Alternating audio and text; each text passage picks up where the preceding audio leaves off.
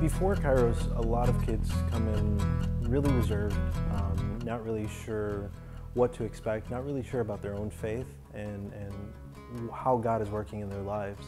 And the transformation that happens throughout the retreat is something that starts with knowing a little bit more about themselves and who they are, and then also kind of recognizing how God has worked throughout their lives, through other people, sometimes through themselves. And it's a way of just identifying God's presence in their lives, and they walk away with a greater sense of belonging to the church, to a community of people who respect them and understand them, but also a greater understanding of how God is really present to them, even at times when they can't see it. When I came back from Kairos, it definitely made me look at my life differently and change it and got more in touch with my faith. So it created a stronger relationship with God. As a rector at the Kairos retreats, just seeing the children, the retreatants, their reaction to everything that was going on, like the witness talks, so many of them had always seemed to have this attitude, I didn't think I was the only person going through this, or I didn't know that I was the only one, who has these problems going on in my life. And especially when they hear the witness talks, you can really see them coming to the realization that, I'm not alone in this, that there are just so many other people out there who have the same problems and experiences that I have, and that God is truly out there. And just seeing them have that realization that God is out there for them, it's really gratifying and rewarding to know that you're a part of it. I had a lot of issues with depression when I was like freshman, sophomore in high school.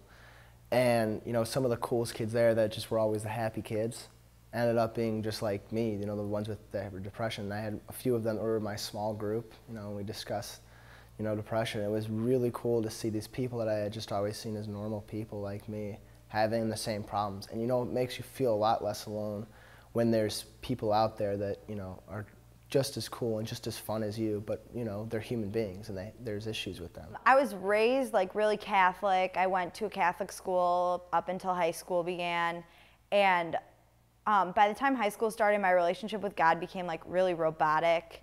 And I would go to church and I would pray, but it didn't feel like there was anything there. But after Kairos, I definitely saw God in every single person, and I felt that real emotional connection with God that I didn't have before. And it stopped being so robotic, and I would go to church just because I wanted to, not because I had to. And I would pray because I wanted to, not because I had to. My relationship to God changed a lot because, well, when I went as a retreatant, I didn't bother to go to church, you could say. And when I left, I went to church, I prayed more, and as a leader, I found out that you can't pray for God, for Him to give you stuff. You also have to give back. Being spiritual for me means like to be out there and really, to show yourself that you are, that I'm a true Christian, and having to show people that, that the whole meaning of it, like the whole church meaning, and that church is just not boring, and having to feel like, not every church, not every parish, not every person is the same, that there's different ways to show it by singing, by dancing, by just, doing everything. Just everything's different, and that's how I see spiritual, is just, just things like that. We do a place called Hilla's Place, and we go there and we prepare our soup, we prepare the food, and then we serve it to the people. But the really fun part is when you get to actually go out there and meet the people.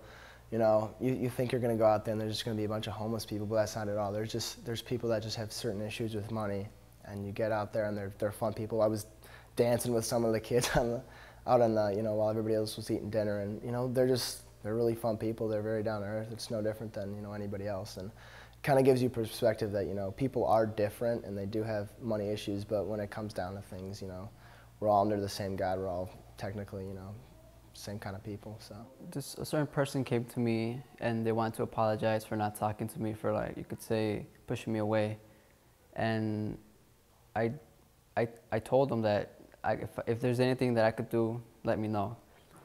That person tried to kill themselves, and I kept talking to that person, kept talking, and until you could say open their mind. It's not worth it.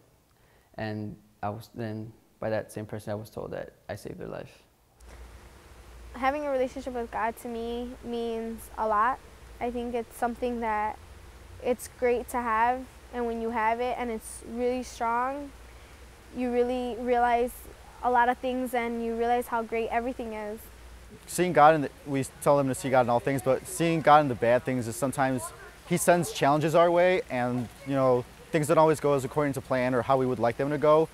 But definitely He gives us these challenges to triumph over things that we don't seem to understand. But eventually we come to the understanding that God put this challenge here, and our faith grows through these challenges, and we triumph over so many things, and we look back and realize that we are stronger people because of it. Definitely when I go through rough patches with my friends and my family and stuff, I know I have God to turn to now instead of just locking myself in my room and being upset. I know I have God to talk to now, and that I'm not alone when I have problems like that.